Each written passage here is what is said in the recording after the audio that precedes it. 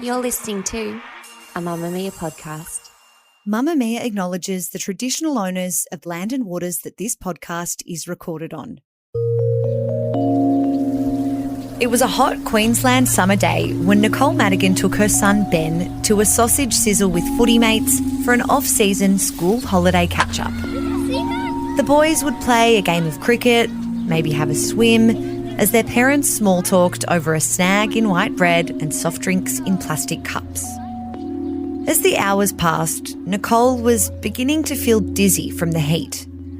Her social stamina was wearing thinner and thinner, so she withdrew to her phone to flick through some of the pictures she'd snapped of her son and his mates on the cricket pitch. A woman she hadn't met, but who'd been a close distance away for most of the day, walked by Nicole as she absent-mindedly scrolled away on her phone. "Are you taking photos of Adam?" the voice said. By the time Nicole looked up, the woman had continued past her. Adam was one of the dads there at the barbecue, but Nicole barely knew him. "I was taking photos of Ben," she mumbled, not that she was sure if the woman was even still in earshot. Nicole had pieced together that the person who'd spoken to her, or rather at her, was Carissa Owens, whose two sons must have played in the same footy club as Ben. It was an interaction that stayed with Nicole a few days longer. She'd found it odd, and she didn't find it any less odd when Carissa reached out that night and a couple more times over the coming days. It made Nicole sort of uncomfortable, but she'd tried to shake it off, and over the coming months, she gave it barely any thought. A year later, that fleeting interaction would become a moment Nicole was forced to re-examine over and over. As Carissa Owens went from being a stranger to Nicole at a barbecue to the source of daily harassments, abuse, threats and intimidation. Somehow, Carissa Owens had become completely obsessed with Nicole. And for reasons she could barely understand, let alone come to terms with, Nicole Madigan had a stalker. You can either live with this horror for years, or it may take a turn for the worse and there is some physical contact, because ignoring these people doesn't make them go away, and at some point they may seek something else to get that satisfaction if they do get bored.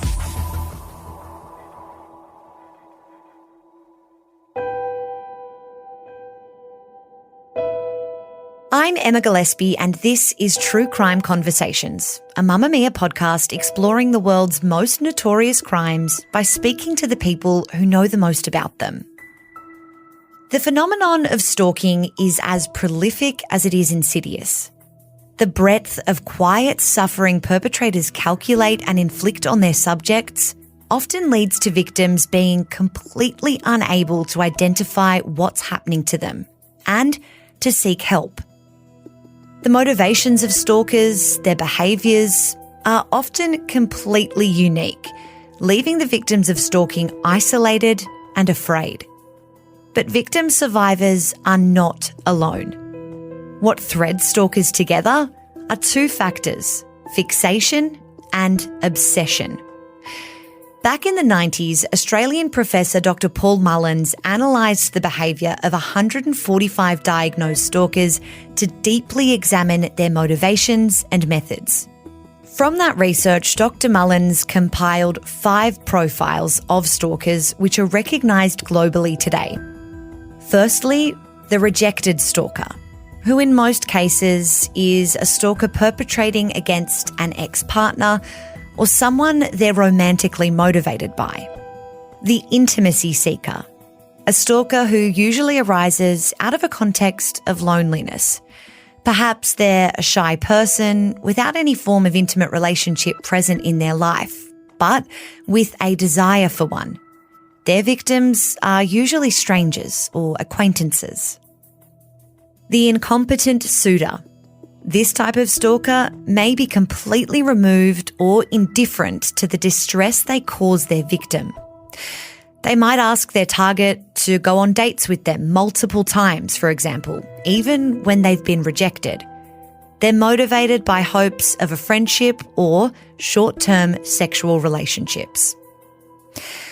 The predator, who stalks in the context of deviant sexual practices and interests. The predatory stalker wants to achieve sexual gratification, power, and control over their victim. This type of dangerous perpetrator is more inclined to violence, and most predatory stalkers are male. And lastly, there's the resentful stalker. Someone who wants to create fear and distress in their victim to achieve a sense of control and power. The resentful stalker will feel some sort of injustice and humiliation. They're seeking to even the score with their victim and will often use threats rather than physical violence to intimidate. Carissa Owens was a resentful stalker, and the target of her obsession was Nicole Madigan. Nicole is a journalist and a victim survivor of stalking. Her own experiences led to an investigation into the power, fixation, and control that drives stalkers and the havoc they wreak on the lives of their victims. Nicole's expert analysis into the disturbing phenomenon of stalking has culminated in the release of her new book, Obsession, and she joins us today. Nicole, you made a decision to turn your story into a book. I'm sure it wasn't an easy one. What made you feel like this was something you needed to share or wanted to share with the world? Well, there were a couple of reasons. The first was being a journalist by trade. It's just that need to know, I think. So it started off me researching the psychology behind stalking because, you know, in my situation, one of the big questions I kept asking myself was just why? Why is this person doing this? What's the goal here outside of just trying to ruin my life, basically? So I wanted to look into that a little bit further.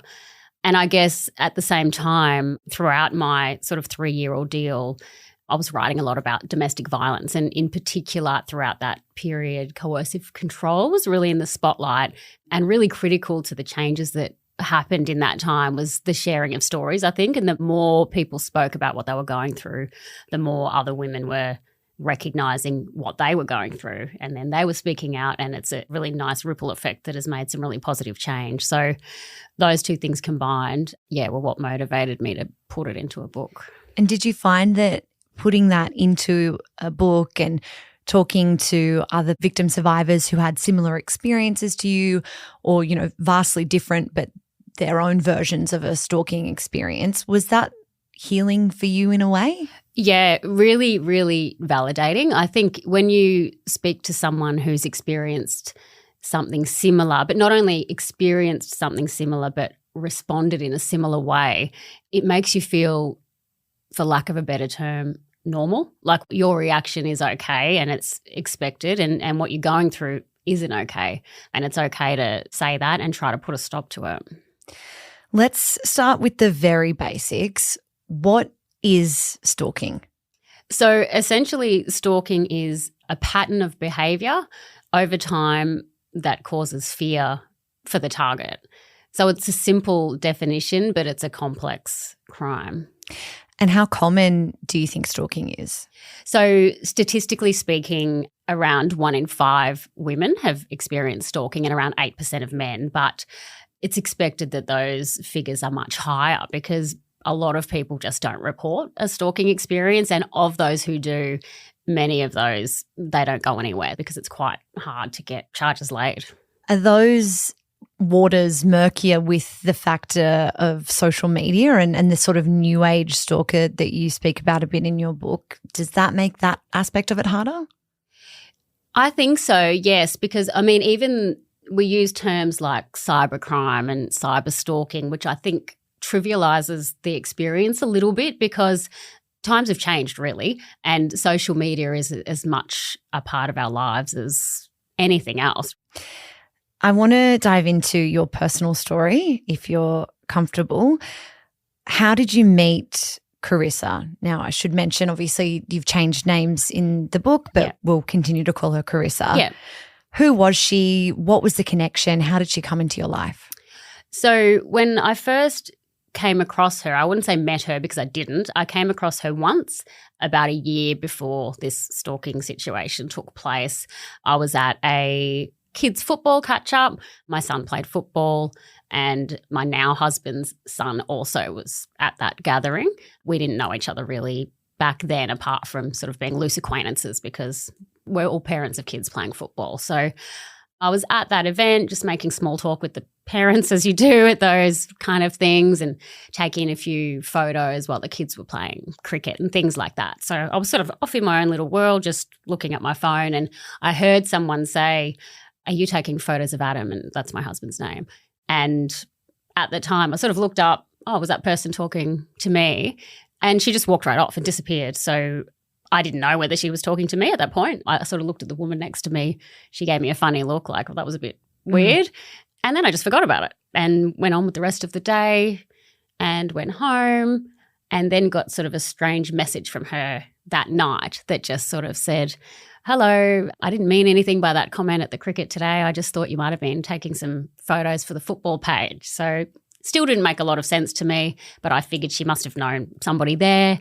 So I just kind of shot a response back like, no worries. And Adam at that point, he's your husband now, of course, but at that point you weren't together. So it was particularly alarming to hear this person that you didn't know say you're taking photos of this other person who you didn't really yet know. Yeah, it was just at that point it just was really weird and sort of just served as a little almost humorous anecdote to tell a couple of friends like, oh, this strange thing happened at the kids' footy. Yeah. And at that point, did you know her relationship or her history with Adam? What was their connection? I didn't know a lot about it at that point, but they had previously dated on and off. Did that interaction stay with you into the future or did you sort of just shake it off as, oh, that was a bit weird? So a couple of weeks after that, I'd got a couple more messages from her that were odd more than alarming to start with. So they were just asking me whether I was married and if I was in a relationship and those sorts of questions. And I found it kind of strange and just kind of put her off. Like, did you engage? What did you sort of say to her? I engaged a couple of times at that point. So I just sort of said, why is that? Kind of thing, just kind of asked. And she said, oh, we're just trying to figure it out. And I thought it was quite weird. So I just decided to drop it. And I did drop it. And then I got another couple of messages saying, oh, don't worry, your kids are really beautiful.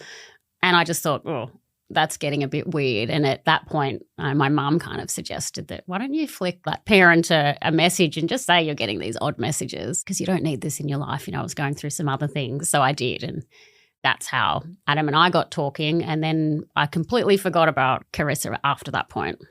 So about a year passes and in that time you develop a relationship with Adam. Life's happy, you're in a new partnership, things are going well. But Carissa is still in the background. Little did you know. How does she pop back into your life? Yeah, Adam and I's relationship kind of developed a little bit organically just from those first series of messages. And I guess we just messaged on and off for quite a while. So, yeah, things were going really well. And we were hosting our first kind of event, like function as a couple. Our family was there and our children and our friends. So it was a really nice day and things were quite just peaceful and nice, really. Everybody left and we're just tidying up in the kitchen and I get this message request from what looked like a fake account. There was no profile photo and a funny name that had sort of incorporated Adam's name. So I looked at it and then I was just bombarded with a handful of texts that were just really vulgar and crass and explicit and mean and shocking. So at that point, though, I did not realise who it was that was sending those messages. At what point did you begin to sort of piece all of this together? Did Adam have his suspicions? Yeah, so I showed him straight away, obviously, and yes, he sort of straight away said, oh, I think that's Carissa. And of course, a couple of hours after that, I also got this sort of alarming text message from my ex-husband and the father of my children that just said, Carissa says hi. So at that point, I sort of knew that she'd contacted him as well. How did you handle that situation with your ex-husband? There's such a complex web here of someone who sort of dated your now partner, who is beginning to harass you, reaches out to your ex-husband. What did that feel like? It just felt at that point in time overwhelmingly shocking and almost emotional. I was 37 years old, but I was just sort of new to the dating world, and it was a new life phase for me. So seeing those messages come through kind of shocked me and made me feel quite emotional, and knowing that she'd contacted my ex-husband just kind of frightened me, because obviously you want a nice amicable situation when you've got children involved, and I just didn't know why she had contacted him or what she had said. Were you able to flag with your ex that there was something a bit sinister there, or had she kind of manipulated the situation? At that point, I didn't respond to it at all, because I didn't really know what was going on, and I kind of hoped it would just go away. So at that point, no, I didn't speak with him about it. Down the track, I did, because she was trying to involve him quite a bit. So what starts out as a series of bizarre and vulgar messages escalates quite rapidly. Can you take me through what unfolded then? So I blocked that account, and within a couple of weeks I got some more messages, but this time they were from Carissa's own personal account. So she'd made her identity quite clear. She wasn't trying to hide that whatsoever. And it was all of a similar nature. They were just quite aggressive and derogatory and crass and vulgar and all quite shocking. I just haven't experienced anything like this at all. And this sort of messaging went on for several months. So it was just one of those things that, every time your phone kind of made a sound, just like, what now? In addition to that, there were a couple of messages that came through from fake accounts as well. I mean, you can tell an account is fake, obviously, by the look of it, but also in one instance, there was a different name that came through, but when I clicked on the account, you could see the username was her name. So at that point, I just didn't know whether she was trying to trick me with these accounts or she kind of wanted me to know what she was doing. I mean, looking back now, I think that's probably the more likely scenario. So that continued to happen. She also contacted my mum and continued to contact my ex-husband. Yeah, so that went on for several months and sort of culminated in her creating a fake account in my name, sending herself some messages on my behalf and screenshotting those and distributing them around. And what sorts of things did those messages say? They were supposed to be me sending her lots of photos of myself that she'd obviously got from – I've got a private Facebook account, but profile photos, I suppose, and sending them to her just with a lot of vulgar language and things like that. So sort of representing me in the same way that she was behaving, I suppose, was what was happening at that point. How were you coping during this time? The anxiety of, every time your phone dings, that you might be receiving another barrage of abusive messages. I mean, that's one awful thing on its own. But then to have this kind of attempt to assassinate your character as well, what was happening with you personally? So up until that point that she contacted my mum and made that fake account in my name, it was more of a really kind of emotional experience. I was just feeling traumatized by what I was reading and not knowing how to switch off from it, because every time I blocked an account, a new one would be made to contact me. You learn new skills to manage that as you go. But at that point, all I knew to do was to block and hope for the best. So that was sort of creating a lot of anxiety and stress, which then turned to fear. That was the first sort of sign of fear for me when she made that fake account in my name and also contacted my mum, because I thought to myself, she seems to be trying to achieve something here in terms of, ruining my reputation or trying to damage my relationships. So that became quite scary. And that was the first time we spoke to police. Before the point where you decide to take it to the police, you're in a relatively new relationship, in a new stage of your life, and all of the excitement, but also anxiety that can bring. Did you start to feel insecure in your relationship because of the things that she was saying to you, stuff specifically about your partner and specifically about you as a person? Yeah, it's one of those things where people say to you, and it's easy to say, this person's opinion doesn't matter. And their opinion doesn't matter, but it is really hard to switch off when it's so continuous and so frequent and was covering so many things at that point. And, this is just the early stages. So, yeah, it did cause a lot of stress and sort of flicked a switch in my nature, I suppose. I'm not normally a sort of really paranoid person or anything like that, but it was starting to make me a bit more highly strung, I suppose, because it was on my mind so much and I didn't know where it was going. There's a point where you start to feel unsafe in your own home because she indicates to you that she knows your address. What was that moment like?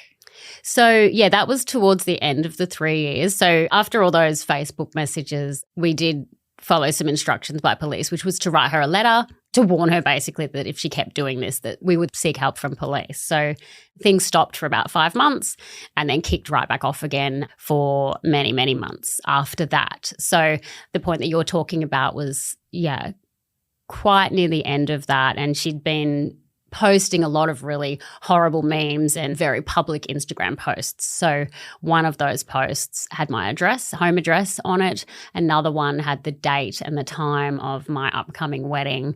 Some of the others sort of implied that she knew what we had been doing. And then, of course, she had implied that she had moved or relocated to our suburb. So that was when things shifted from sort of a purely online or distant threat to a real one. When you went to police initially, were your concerns taken seriously, and what were the next steps or what was the advice? So the first time I went to police, it wasn't officially. It was through someone we knew in the police force, and that was after all the Facebook messages had taken place. And their advice was, if you make an official report, that could escalate everything. So he advised us against that and recommended this letter. And we sent that letter, and of course we thought that had worked because everything went silent for a solid 5 months, 5 or 6 months.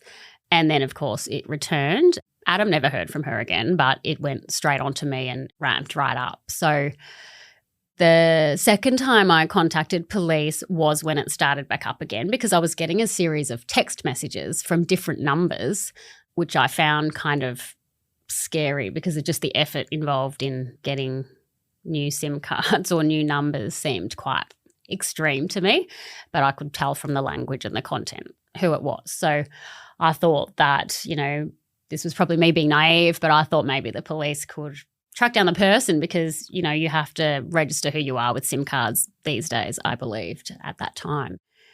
But when they came to my home, and look, it's hard to articulate what had been going on. It was a long process. It had been over a year at that point.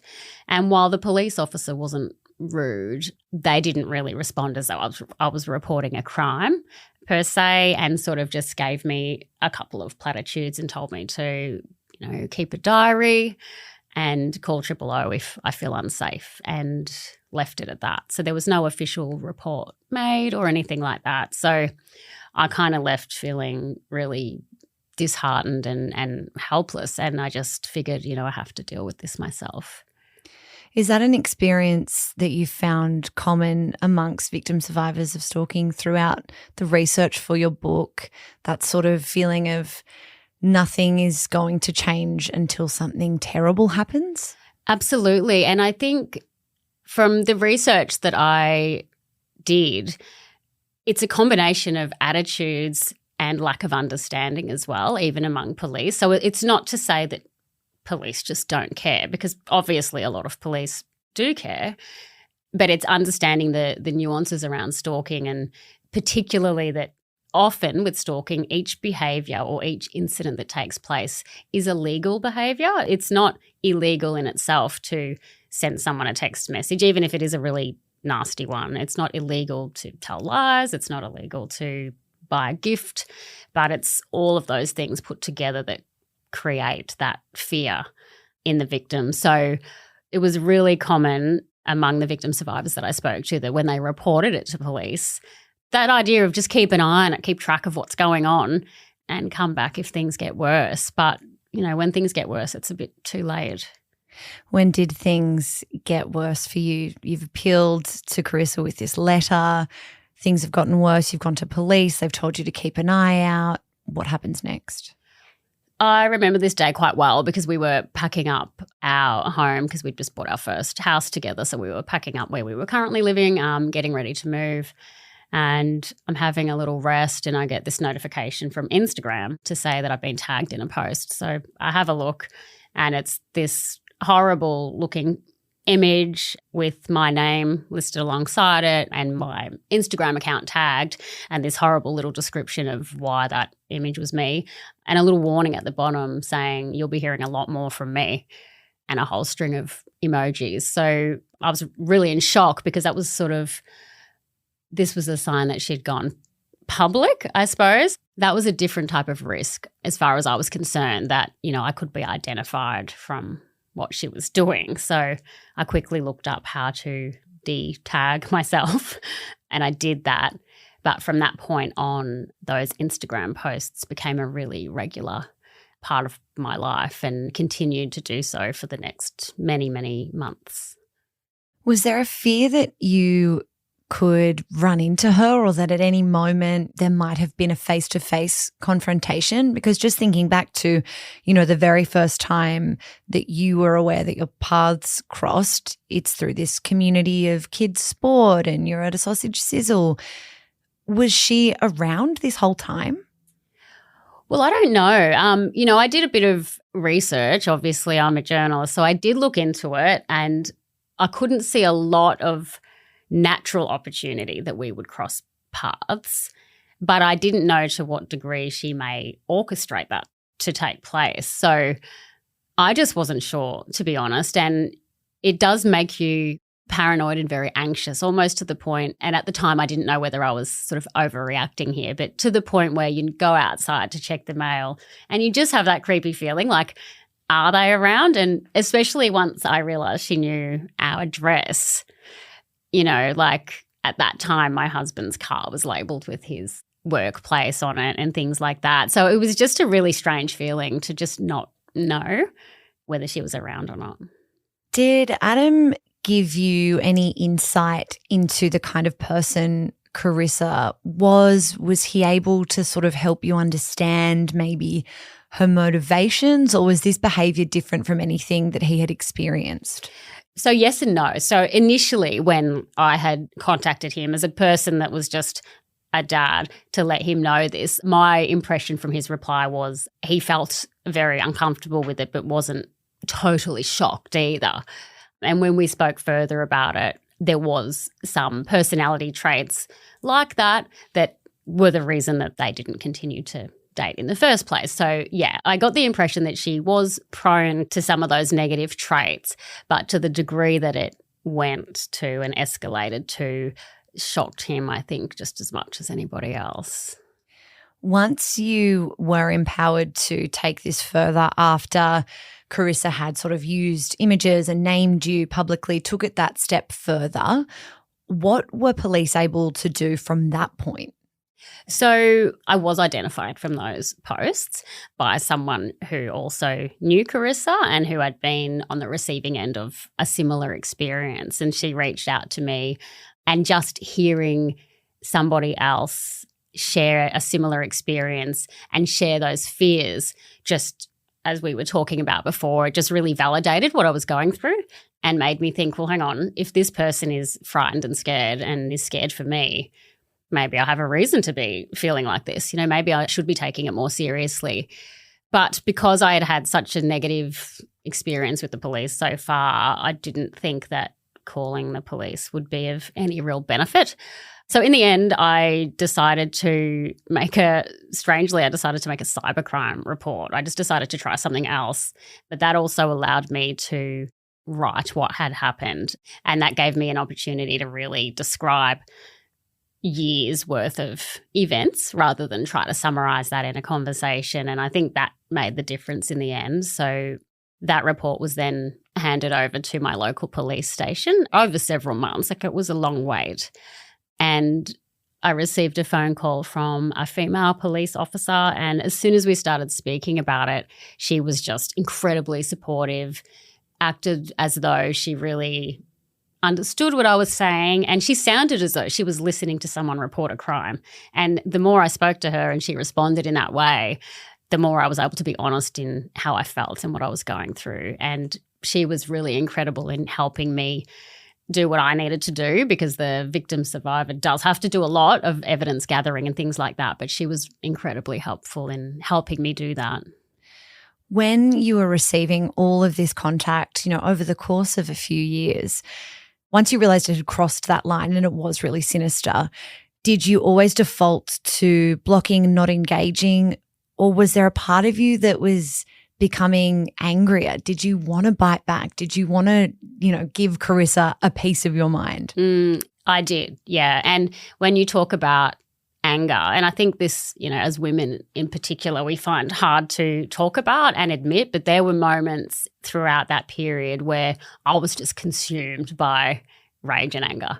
It was barely contained, and really it was, I don't know what it was really that stopped me from doing or saying, what I sometimes imagined I could do or say, which is, similar things to what she was doing, I suppose. You do entertain those thoughts. Like, if police can't help me, I've got to do something. Like, how long do I just put up with this? And she seemed to, a relish in the fact that she could continue to behave like this and I was doing absolutely nothing. So, yes, it is tempting to respond, but I suppose, when you've got a family and a career, you have to try to keep a level head and keep it in check and try to follow the appropriate methods and hope that it leads to the right outcome.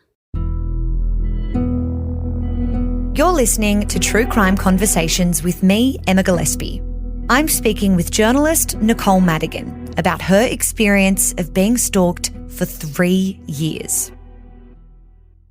There are so many different types of stalking and behaviours that stalkers will use to intimidate, but what strikes me about your story is it's quite different from what we immediately think of as stalking, because rather than maybe a scorned lover trying to appeal to someone after rejection, Carissa went to you, a total stranger, and it was a barrage of hatred essentially from the beginning. What did that teach you about the varied nature of stalking itself? The experience itself left me really baffled, I've got to say, because as you mentioned to me, this person is a total stranger and she seemed absolutely determined to inflict as much damage as she could to me. She seemed to be enjoying it, and it seemed as though a lot of time was being put into it as well, which I found really difficult to get my head around, because we're also talking about a person who's functioning quite normally in the world, and quite possibly the people that she's interacting with would never suspect something like this, I assume. Obviously, I don't know that for sure. But yeah, look, while I was going through it, I just didn't know. But having researched it, I think there are a lot of different reasons that people stalk and lots of different motivations. But the one commonality is that that person has become obsessed or fixated on another person or an outcome, and they will not stop until they get that outcome. Do you think Carissa knew that what she was doing was wrong, was harmful, was negatively impacting your life? Or do you think she believes that her actions were somehow justifiable? That's difficult to say, and I think it's probably a combination of both. Based on the communication that was coming through, I do think she knew what she was doing. There was a lot of, from my perspective, there seemed to be a lot of strategy behind it. It wasn't just simply fly off the handle kind of stuff, although that was there as well. So I think it was a combination of the two.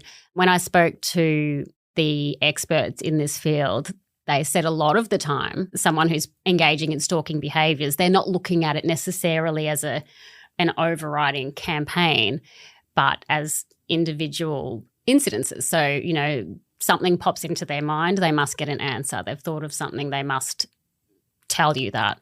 So, I think when it comes to stalkers, it's a bit of both. When you had that breakthrough moment where, you've documented all of this, you've submitted a cybercrime report and are contacted by a fairly sympathetic police officer, your first encounter of a positive police officer in this process, did that empower you then to move full steam ahead with taking this further? Yeah, it really did. Once I spoke to her, it was in her hands a little bit from a legal perspective. And it was really hard to switch off because this went over like a period of many months. In fact, it was almost a year till there was an actual outcome. But I was a bit like a dog with a bone, I guess. I was in quite regular contact with her. What's the next step? What's happening? And it's a long process. So I was put off a little bit, which concerned me. And I thought maybe it wasn't going to go anywhere.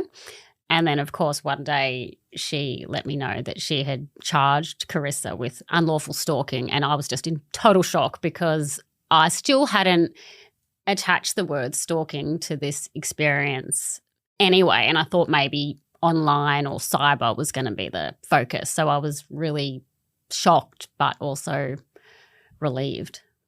Have you found that victim survivors like yourself, and even in our conversation now I can hear you bringing elements of this in where you minimize a little bit your experience, that you're still sort of not quite fully confident to say all the time, yes, I was 100% a victim of stalking. Where does that come from, do you think?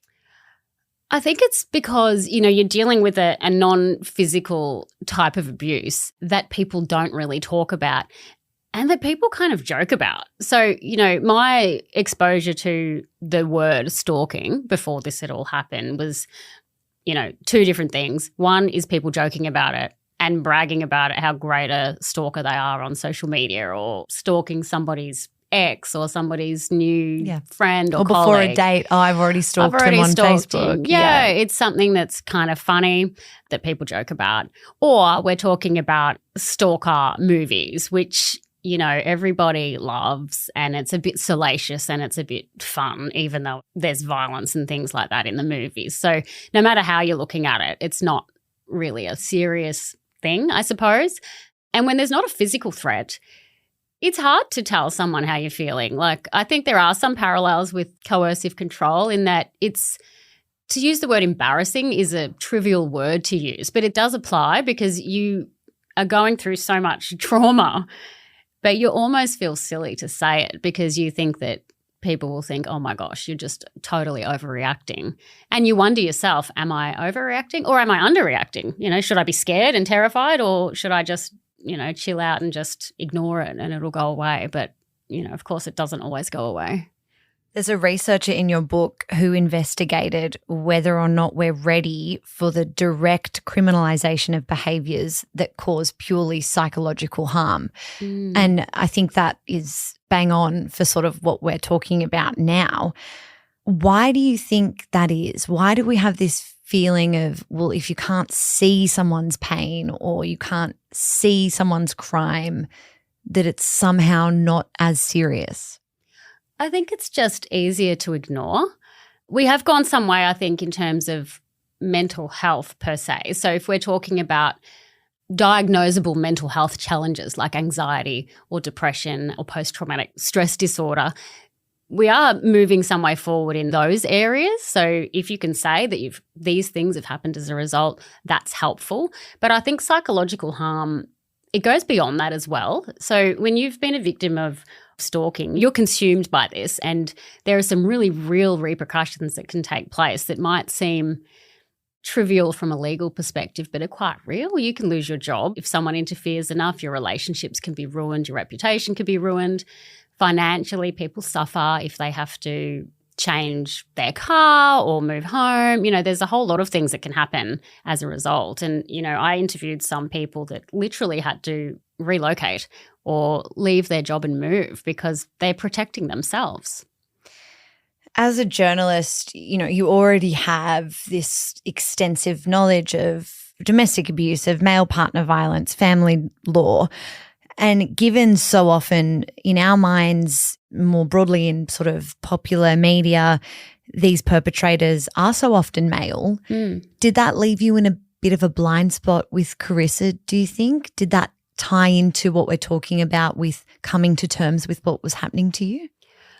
I think so, yes, and from a number of different perspectives, actually.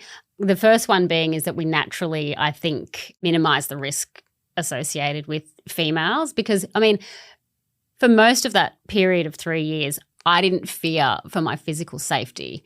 I just feared for my emotional safety, basically, and I wanted it to stop. And over time, I wanted more than it to stop. I wanted consequences because I'd gone through so much, I felt, and my life had been changed so significantly, and I thought that was unfair.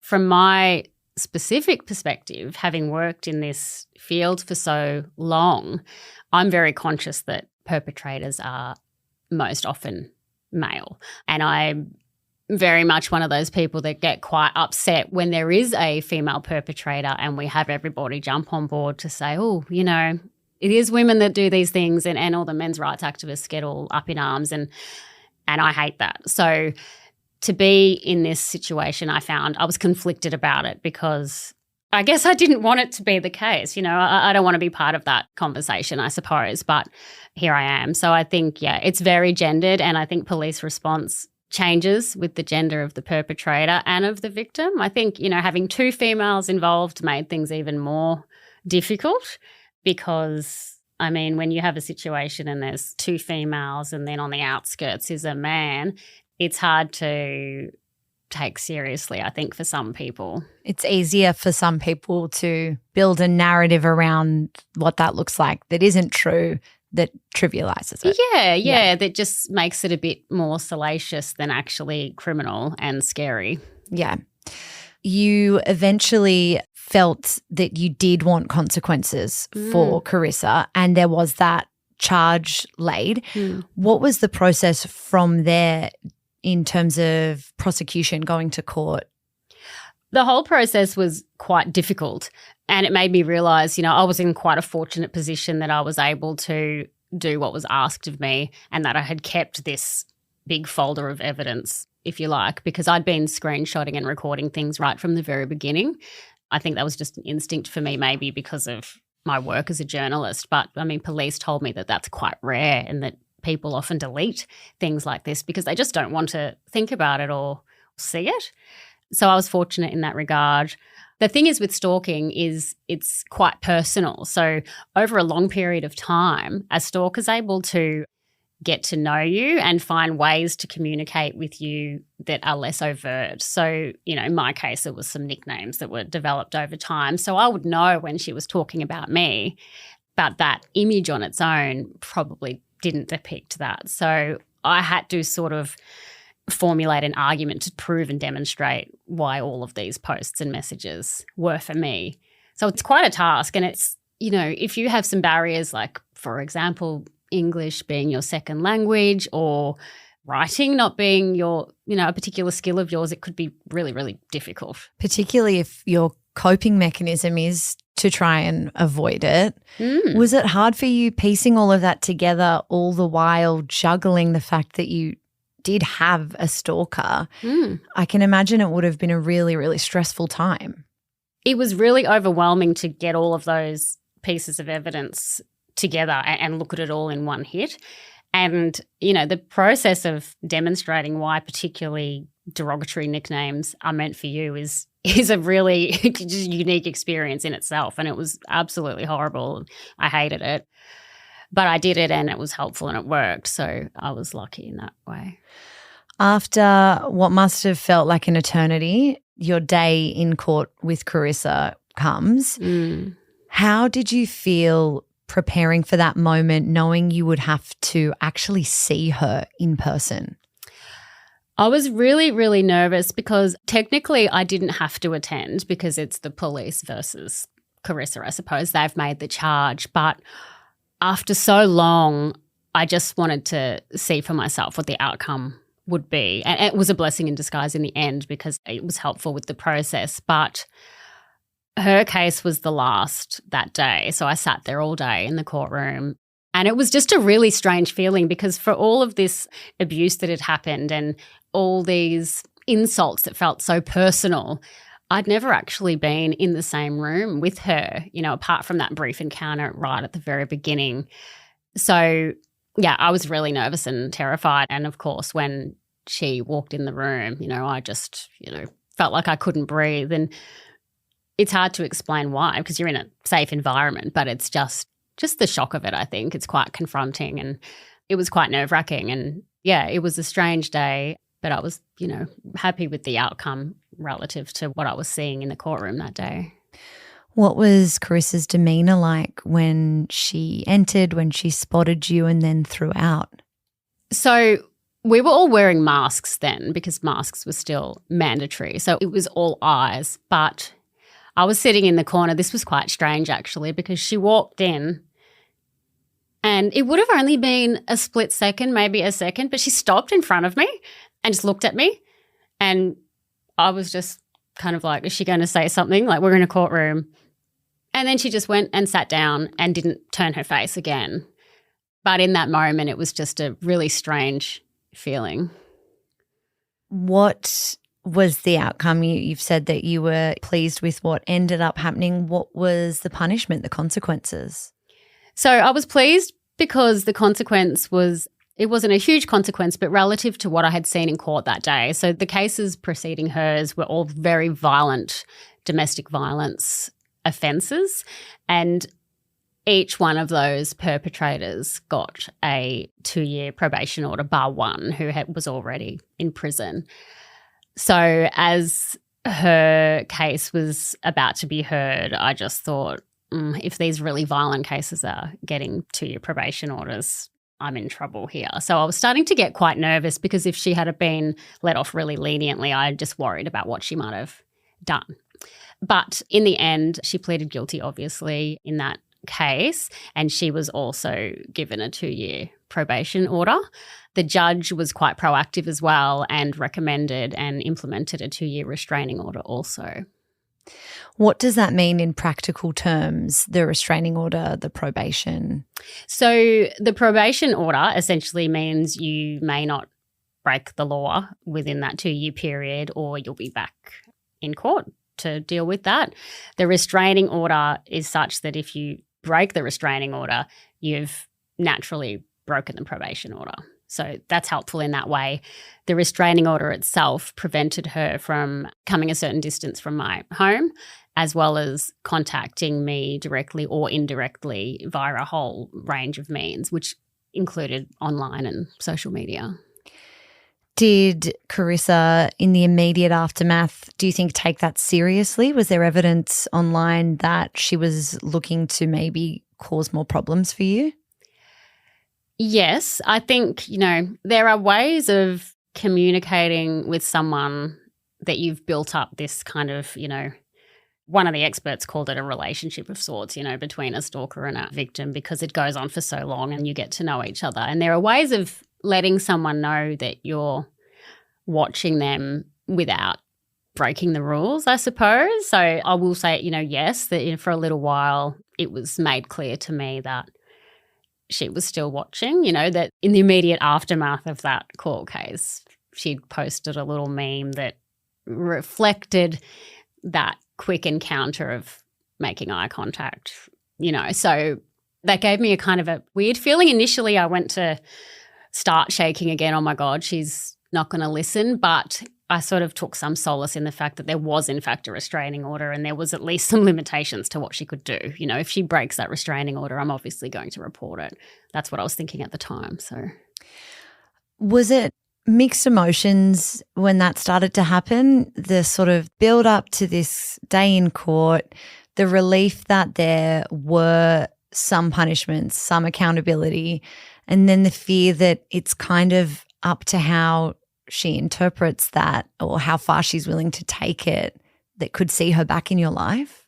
Yeah, it's mixed feelings because on the one hand, I'm obviously relieved that there's protection there. So there's only so much that can happen. So as far as actual repercussions and consequences, that risk is very much reduced because she's prevented from doing particular things. knowing someone's still watching is just a different level of discomfort, I suppose. So it changes, I guess. It's more sort of discomfort than fear, although, you're always conscious of when that restraining order ends. How has that changed your life, your behaviour, your movements? It's totally changed it. It's totally changed it. Although there are some lasting repercussions, when you spend that amount of time sort of hypervigilant and alert, it changes you a little bit. So, that's something that, I remain quite resentful over, because there are some permanent personality changes, I think, that take place when you've gone through something for so long. But at the same time, I feel really, really vindicated and happy that I don't have that fear that's there all the time, and I don't have that urge to check my name and Google it and just see what's happening around me. So, yeah, I think overall I'm quite happy with the outcome, but I think, I was very lucky as well. Do you think, and, I don't want to bring this up because I'm sure it's something that you're trying to work hard to put out of your mind. Do you live with a fear that when that 2 years is up, she will pop back up? I do. And that's probably because it went on for so long, such a long time that I couldn't quite get my head around how someone could have the staying power, really. It just felt incredible that a person, like, life is going on. In that time I moved house, a couple of my kids started high school, I got married, my brother had a baby, like so much is happening and life is going on. And it felt like that wasn't happening for her. It was as though we were back in time. So what does that say about a person? I don't know. I would hope that, being faced with legal consequences would encourage someone to move on. That's what I hope. What do you think was the driving force behind her motivations? What gave her the steam to keep going for so many years? And is there any commonality there between other stalkers and what motivates them? So that is the $1 million question, and that was a huge reason why I wanted to do this research, because I just could not figure out the goal. What was the end goal? I mean, it clearly, at the beginning, I thought she's trying to break us up, maybe something like that. I wasn't quite sure. It just all seemed almost juvenile at the beginning until it became, something serious. And I just didn't know what her end goal was. It seemed like she just was very determined to be upsetting and cause destruction in my life.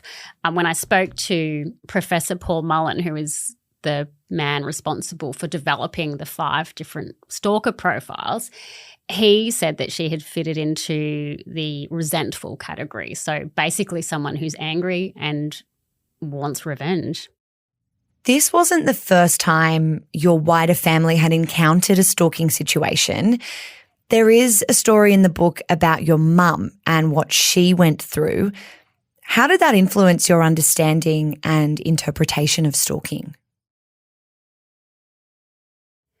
Well, it's quite interesting because, if I'm being totally honest with you, I had completely forgotten about that until I was writing this book. And I realised that we're all part of the problem, because at that time we all found that quite sort of shocking, but it was just dealt with and forgotten about. And when you think about it now, it was quite frightening. So we had just got home one day. I was only a teenager, and there was a letter in the mail, and it literally had the chopped up letters like you see on those old-fashioned ransom movies, with my mum's name on it, and a letter inside saying how beautiful she was and this sort of thing. At the time, it probably didn't occur to me as a teenager that this person obviously knows my mum's home address, because it was put in our letterbox. And she also received a couple of calls. She was a real estate agent at that time. A couple of calls from a man, giving his name, as whatever it was at that time, and saying, "Oh, I like your new hair and I love your new blonder hair," because she just had her hair done. So it was, a series of small things, quite different to what I went through, and it only lasted those couple of weeks. But she did leave her job because of that. And when I look back at that now, like, that's a serious life consequence for her following 1 week of behaviour. So no, it didn't shape the way I thought about it, apart from now thinking back going, this is why we need to talk about it more. In terms of the psychology of stalking, what might look like to us as, just someone with a crush that wanted you to know he liked your haircut, what is the reality for those perpetrators in terms of asserting power, in terms of, making sure that someone knows that they know where they live, for your mum, rather than just saying, I think you're beautiful, it's I think you're beautiful and I know where you live. Yeah, I know where you live. I know who you are. I've obviously encountered you. You have spoken to me, but you don't know who I am. So in her case, it was the mystery identity, I guess, that was scary, because who knows who it is? It could be someone she had shown an open house to or had booked in to see the following week. That's a scary thought in itself. And I think what's common among all stalkers, from what I have discovered in this research, including Carissa, whose stalking profile was quite different to that experience of my mum's, was that they want you to know that they are watching. What about erotomania, this disorder where people have a delusional belief that they have a relationship with someone? Often that might be someone of high status or a celebrity or something like that. How does that impact stalking? What's the tie-in for some stalkers there? So when you look at erotomania under the descriptions of those 5 stalking profiles, it comes under what Professor Mullen called the intimacy seeker. And it's the kind of stalker that we see in a lot of movies, like if you think of a 1 Hour Photo with Robin Williams, if you've seen that. Even Misery, to a degree, where she kidnaps the author. So it's that kind of idea that you've developed this relationship in your mind and you think that you care for the person. So there's this belief that there's something there, you're doing these things for them, and when they don't feel thankful for it or return those feelings, you're almost shocked and therefore angry. Does that tie in with broader mental health complications? Is there an element to stalking behaviour in that category? Yeah, so statistically overall, diagnosable mental health challenges aren't particularly common. They're not overriding, but they're not rare either. And they're more prevalent, yes, with the intimacy-seeking type of stalker. There is such breadth and, as you mentioned, all of those different categories. But obsession, fixation, that seems to be the common thread at the heart of all of this. And, of course, your book is called Obsession. What does that tell us about the self-esteem of perpetrators?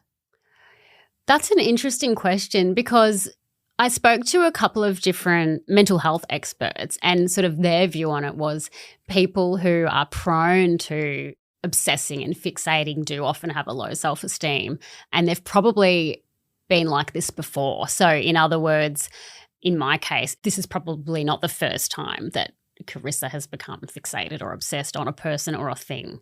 So there is some predisposition to that kind of feeling. But you're right, across the board, whether you're there to stalk and attack like a predator or you're there to get an ex back or get revenge, the common thread is obsessing. With the broad spectrum of behaviours that we've spoken about, does that contribute to making it hard to identify when you're being stalked, and then the process of even beginning to think about proving it? Absolutely, because the key word with what makes something stalking is a pattern. So it has to have happened more than once. Like if somebody writes you a nasty letter or holds you up on the street, they're not stalking you. They might be being rude to you, or they might be harassing you even. So they could be breaking the law, but they might not be. And it can take a while to recognize that yourself, because in the beginning, something might just be annoying. It may even be fun if you're on the receiving end of some sort of romantic interest. You don't necessarily know at the beginning what's about to unfold is something sinister, and that can eventuate over time, which makes collecting evidence difficult. What can eventuate over time, like for you, could be years of abuse verbally online, or in other cases, physical abuse and harm in that way. What are some of the lasting impacts for victims of stalking?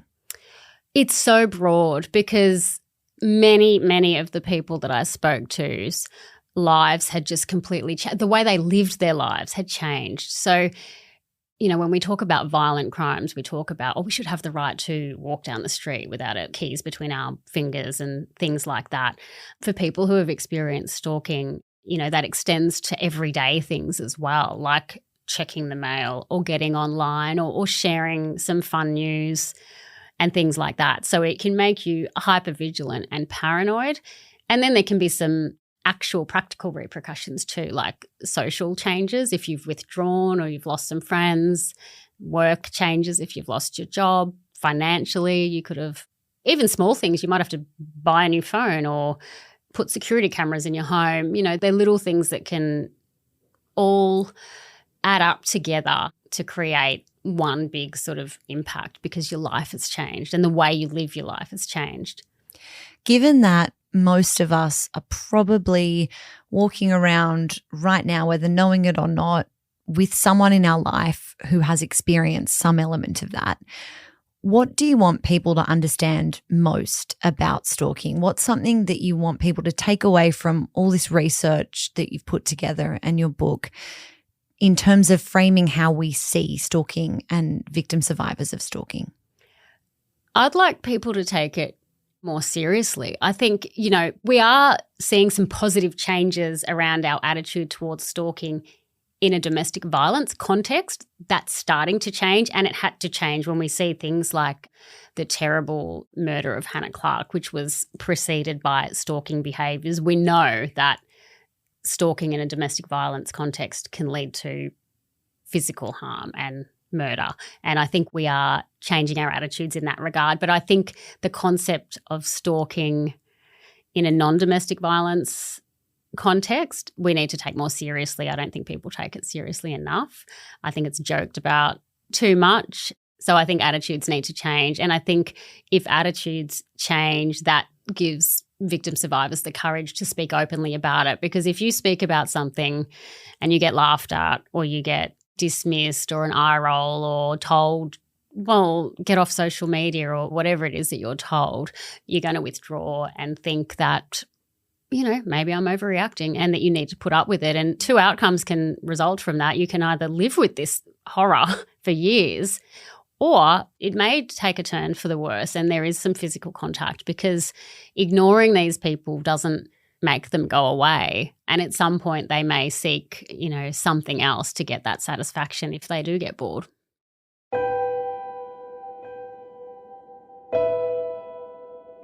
A huge thank you to Nicole for sharing her story with us and revisiting her own experiences.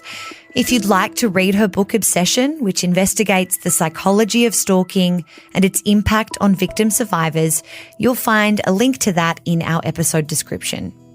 True Crime Conversations is a Mamma Mia podcast hosted and produced by me, Emma Gillespie, with audio design by Rhiannon Mooney. The executive producer of True Crime Conversations is Gia Moylan. Thanks so much for listening to today's episode. I'll be back next week with another True Crime Conversation.